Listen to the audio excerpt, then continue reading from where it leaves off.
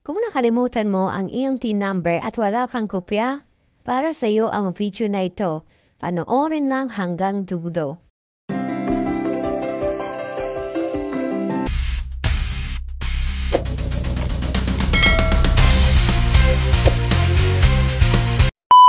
I-open natin ang ating mga browser at i-search ang bir.gov.ph. So, ito siya. Click natin. Pag andito na tayo sa kanilang website, stop site ko lang saglit para makita na maayos. So, marami tayong e-services na makikita. Hahanapin natin ay ang Horus. Andito siya sa pinakaunahan. So, pag-click natin, dito na tayo mapupunta.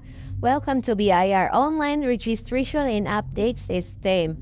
So dahil gusto natin kumuha na kopya ng ating TIN number, pindutin ang TIN Inquiry. So pag scroll down natin, yan yung kailangan natin i-provide. Scroll down pa natin ulit para makapag-proceed na tayo.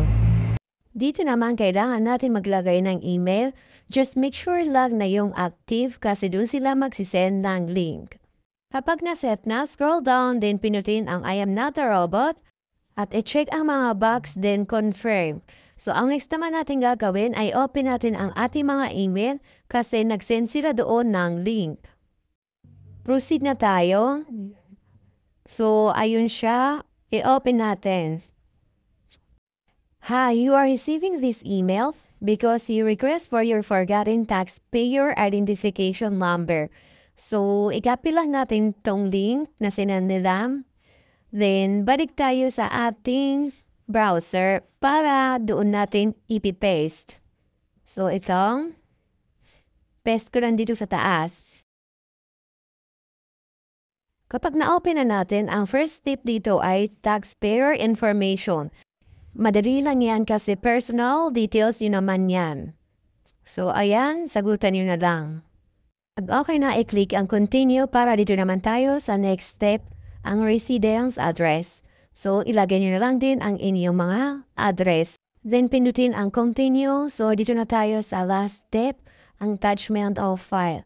At may mga guidelines dito. Bahala kayo kung mapasahin nyo or hindi. So, scroll down tayo para mag-attach na ng valid government issue ID at selfie with government issue ID. So, pindutin ang attach. At picturean ang government ID. Wait lang natin, uploading na. Kapag nag-successfully upload na, dito naman tayo sa selfie with valid ID. Okay, pag okay na, nag-successful din, pindutin ang okay. Then, continue. At makikita nyo na ang inyong information dito. So, tingnan nyo na lang ng maayos at i-review para kung may mali, ma-edit natin. Kapag okay naman na, scroll down at i-check ang mga box din, submit application.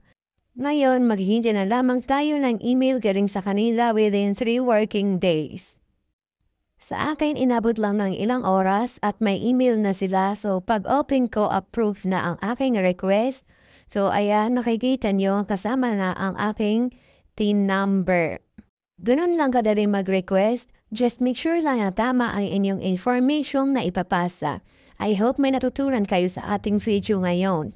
Para sa may mga katanungan at request video, paiwan na lang po dyan sa comment section. At kung nagustuhan mo ang aking mga tutorial video, pindutin ang subscribe button at bell icon para updated ka sa mga susunod pang videos. Salamat!